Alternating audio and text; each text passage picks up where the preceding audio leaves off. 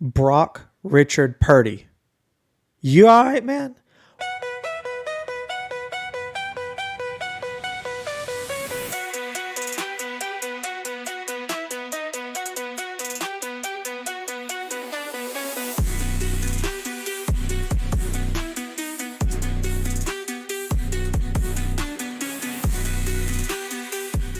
Welcome to the Cayman's Island podcast, where we talk all things San Francisco 49ers. I'm your host, David Cayman. It's almost midnight on the East Coast, and I typically do not do these types of instant reaction or instant analysis type of shows because my emotions are still a bit high from watching the game, and I typically like to go back, watch it again, really digest what I saw, but because I know the noise and the nonsense that's coming in the coming week, I thought I would go ahead and just put out right now how I'm feeling about the game. And I want to be very clear. I'm a Brock Purdy fan, but I'm not going to sit up here and defend his performance in the first half against the Carolina Panthers tonight. It was at one point in the second half, toward the end of the second half, I feel like Brock was legitimately rattled. In my opinion, he was worse than when we played against Baltimore in the 2023 season in prime time on Christmas Day.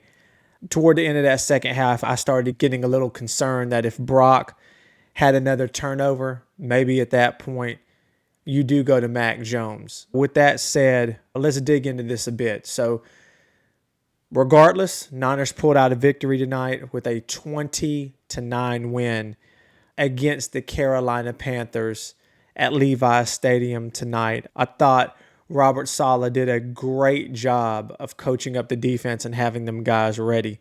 If you watch my preview show earlier in the week, there was a couple of things I was looking for. I was wondering if Brock could string together 2 consecutive games of consistency where he would play at a high level.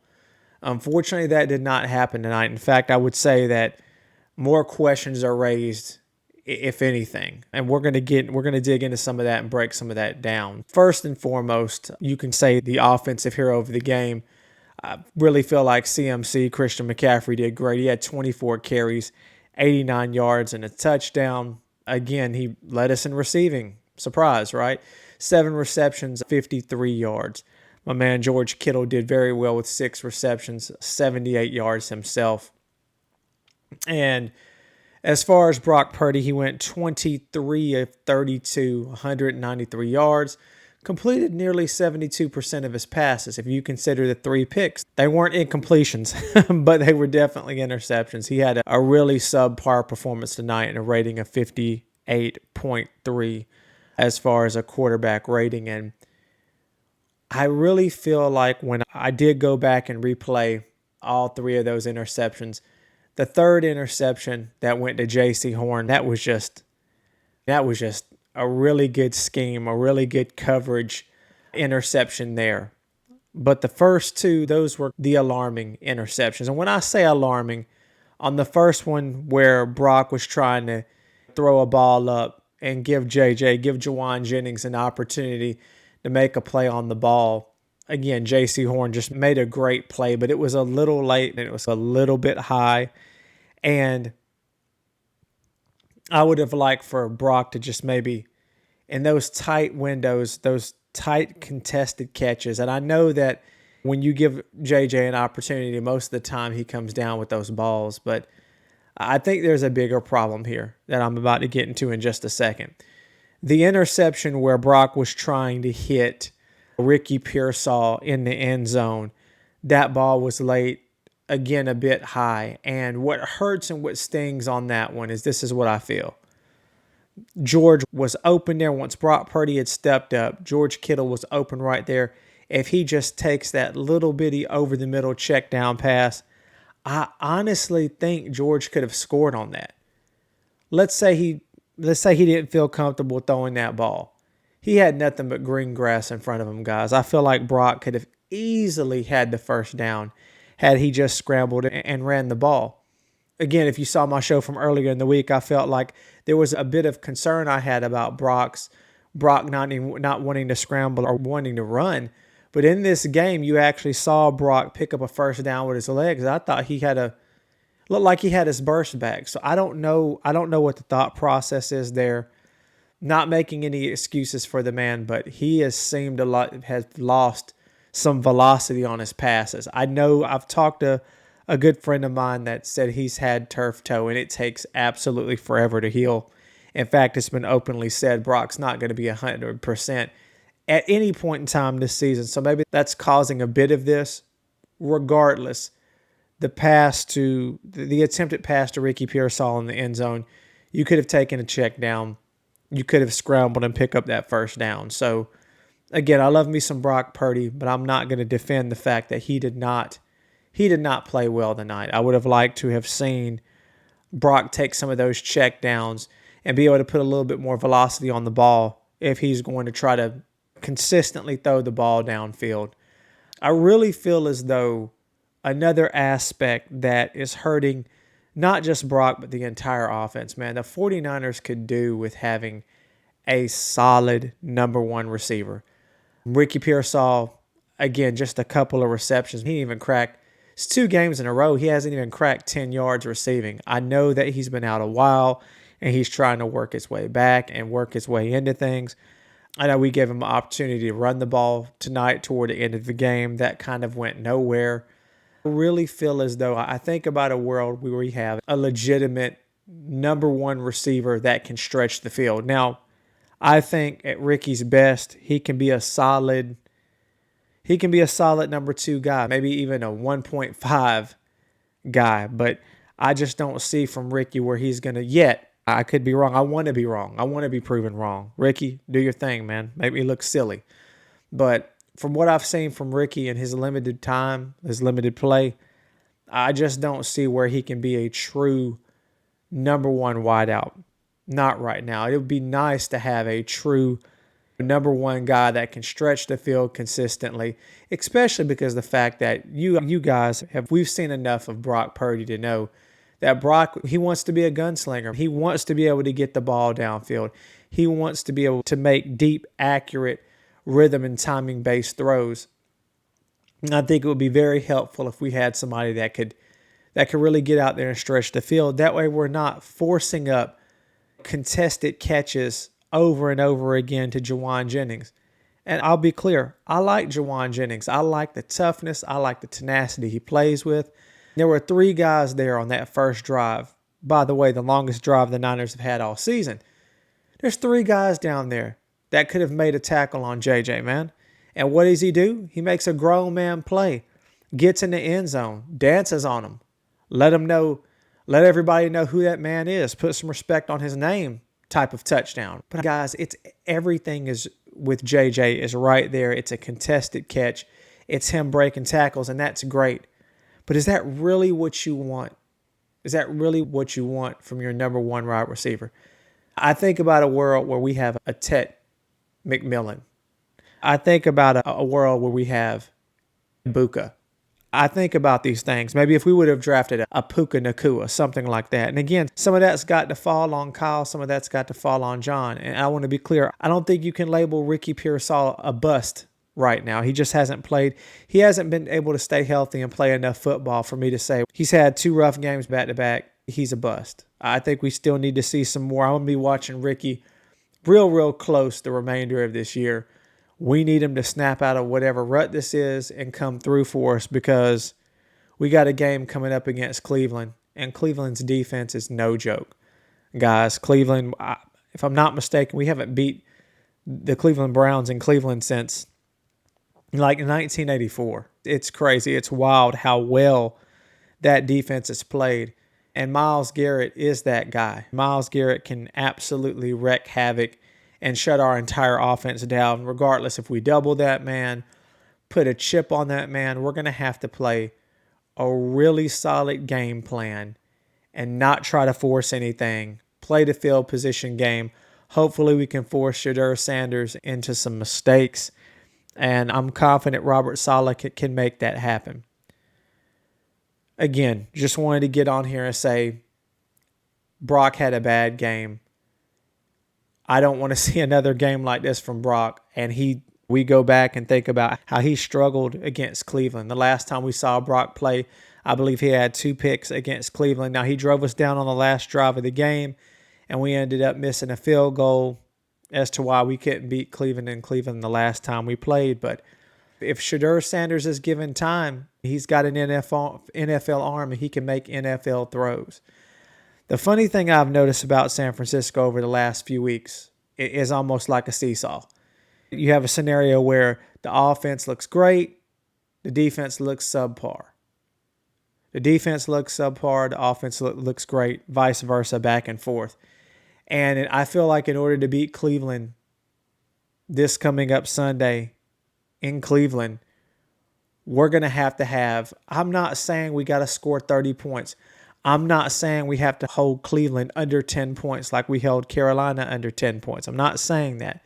But if we could just play complementary football, I think we have a solid chance of winning the game. I'd at least say a 50-50 opportunity, regardless of the history and regardless of the fact that the 49ers haven't beat Cleveland in some time. But I thought that Jair Brown on the defensive side of the ball had himself a day, getting 2 interceptions. And in fact, if you really look at how the momentum of the game went, I feel like the biggest play of the game was after we had scored the touchdown, got the ball back immediately, and Brock threw that interception trying to get the ball to Juwan Jennings, and J.C. Horn picked the ball off. The Panthers are right there to score. And Jair Brown rolls back, makes an incredible play on the ball in the back of the end zone. To me, that set the momentum of the game, and the Panthers just never recovered from that. I thought that was very critical and very telling that we were able to come up with that turnover that completely swung momentum back in our favor. Now, I know Brock threw a pick again, but it wasn't where they were right there to score. I thought another big play was the defense before the half being able to hold the Panthers to a field goal versus them being able to punch it in for 6. I thought that was a critical defensive moment. Saleh did an outstanding job, and we're going to need that same coaching A game when we go to Cleveland.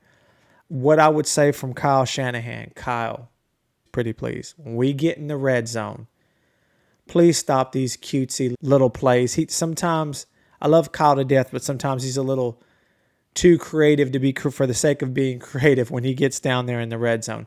I would love to see Brian Robinson get an opportunity to run the ball more.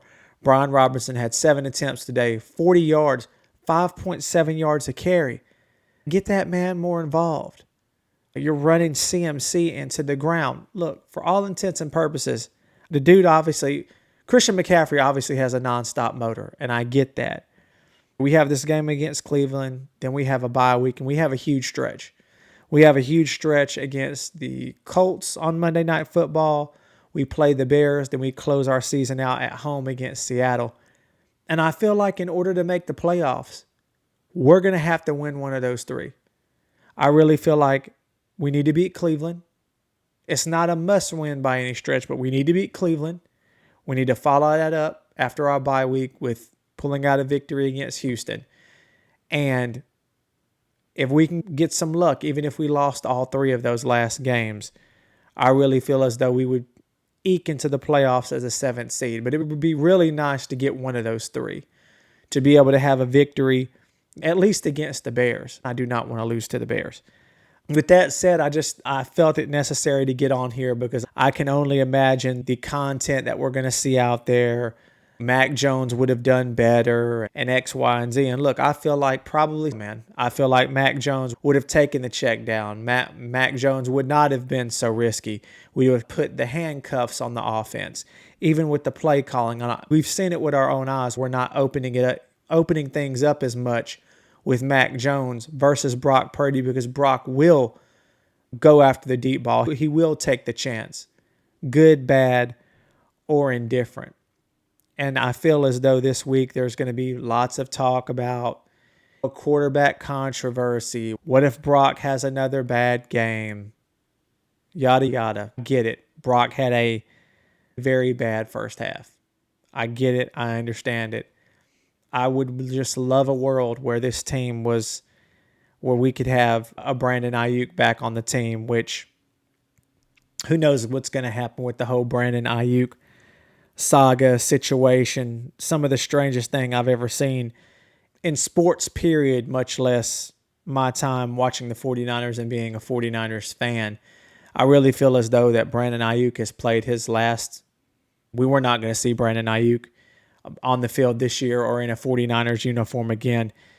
And what's really disheartening about that situation is we're not going to get anything for him. We're going to end up releasing the guy, and he's just going to go on with his merry way. And that's going to have implications to the draft next year because we have to start thinking about a replacement for Trent Williams. And so you're faced with the situation of, okay, everyone feels like, once again, we need to address the offensive line. Once again, we need to address the defensive line.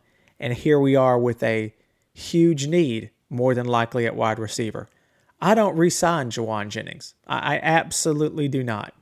Like I said, I like the tenacity in which JJ plays with, but for the money he's going to ask for and just some of the inconsistency, I don't see it happening. I would go ahead and let him walk. And then you're looking at no Brandon Ayuk, no Juwan Jennings, Debo's gone. So all three of the receivers that you had starting in a Super Bowl in 2023 will be off of this football team. Do we go and try to make a big splash in free agency, which, guys, if you take a look at some of the receivers out there in free agency, that'll be free agents rather next year, no, it's not good. Do you try and make a big trade for A.J. Brown or something like that? I don't think so. I don't necessarily think we want. And look, A.J. Brown is A.J. Brown for a reason. He's very vocal. When he's not happy with getting the ball, he lets everybody know it. And look, when you get the man the ball, he balls out. So I can understand where you're coming from, but he may need to be in a different type of offense that suits somebody getting 9-10 targets a game. That's not going to happen in the 49ers offense. You're not going to have that scenario. You're not going to have that situation just based on the way we run the ball and put guys into motion and the number of rushing attempts we have per game. You're not going to get that. So I don't think that's it. So does the 49ers look to drafting a receiver in the first round versus going O-line? So it's going to be quite compelling, quite interesting when we get to that point. Tell me what you guys think in the comments. What did you think about Brock's performance tonight? Do you feel like we have a situation where Brock goes out there and throws 3 picks in the first half against Cleveland? Mac Jones comes in there, wins the game. Do you think we have a quarterback controversy on our hands? Do you feel like I feel in that it was just a rough outing for Brock? The way Brock is, he might come out here against Cleveland and have himself a 3-touchdown, no turnover game. I just would really like to see some positive consistency from Brock Purdy. As always, guys, if you like the show today, please remember to like and subscribe. It definitely helps out the channel. As always, take care and be blessed.